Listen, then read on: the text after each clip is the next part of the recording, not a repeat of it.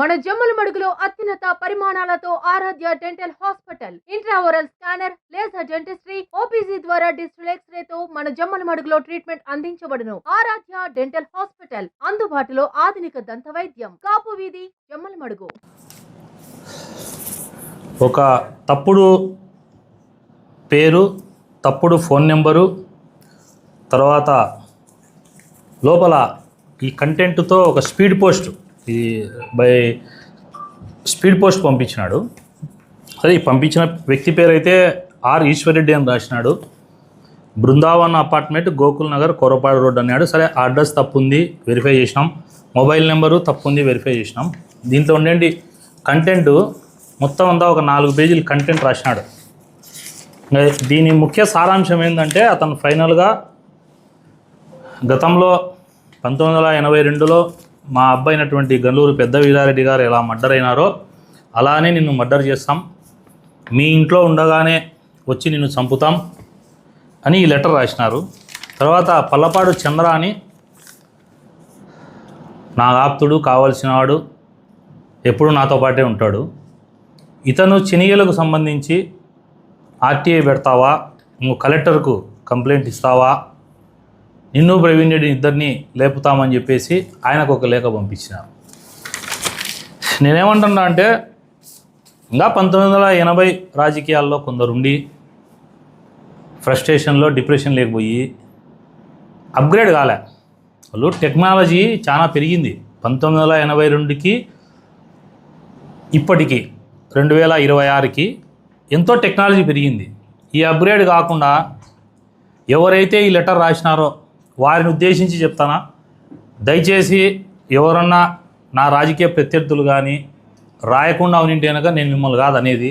మీరు మమ్మల్ని అంటున్నారా, లేదు మా పార్టీలో ఉండే వాళ్ళ, వేరే పార్టీ ఉండే వాళ్ళ నాకైతే తెలియదు. ఈ లెటర్ రాసిన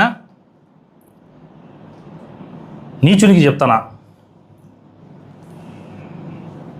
రే నాయన గుంటనక్క, ఎవరైతే లెటర్ రాసినావో గుంటనక్క, నీకు చెప్తానా, ఇట్టా లెటర్లు రాసే భయపడే వంశం కాదు నాది. ఆ లెటర్లో నా వంశాన్ని కించపరుస్తా రాసినావు కాబట్టి చెప్తాడా. ఫస్ట్ లెటర్లకు భయపడే వంశం కాదు మాది. ఇవన్నీ గతంలో మేము దాటుకొని అన్నీ వచ్చినాం. ఆటుపోట్లన్నీ ఎదుర్కొనే అయిపోయింది.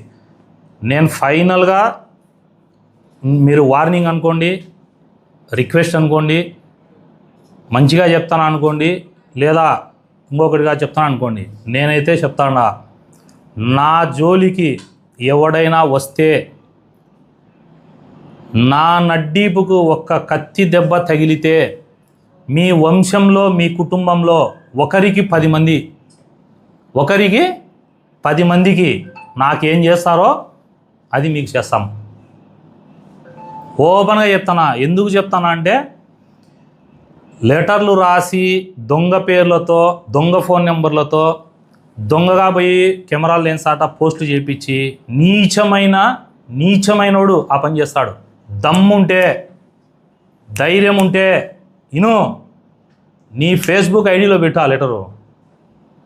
లేదు నీ ఫోన్లోంచి, వాట్సాప్లో నుంచి పొద్దుటూరు గ్రూపుల్లో పంపి, ఎవడైతే ఈ లెటర్ రాసిన గుంట నక్క వానికి చెప్తాడా, ఇంట్లో మీ కుటుంబ సభ్యులు ఈసారి కన్నా నాకు లెటర్ రాసే, ఇంట్లో మీ కుటుంబ సభ్యులకు రిక్వెస్ట్ చేస్తున్నా, వాళ్ళ కుటుంబ సభ్యులకు ఆ గుంటన్నక్కకు అన్నం పెట్టేటప్పుడు అతనికి చెప్పండి, మనం ఏం కర్మ చేసినామో, ఏం పాపం చేసినామో ఈ రోజుకి మన కుటుంబాలు అనుభవిస్తున్నాం. ఇంకన్నా ఇలాంటి పాప పనులు, దుర్మార్గం పనులు మానుకోండి అని ఆ గుంటన్నక్కకు అన్నం పెట్టేటప్పుడు చెప్పండి.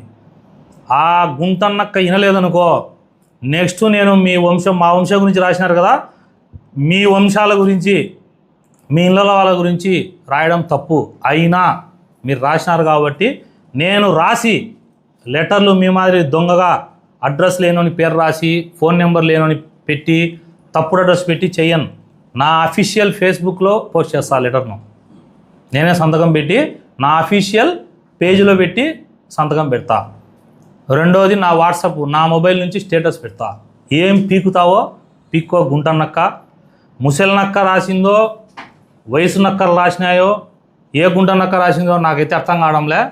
బట్ నేనైతే సీరియస్గా చెప్తానా, మీరు నన్ను గన ఇట్లనే కలబెడితే మీకేం జరుగుతుందో మీ ఇళ్ళ వాళ్ళకు నేనైతే నోటితో చెప్పలేను.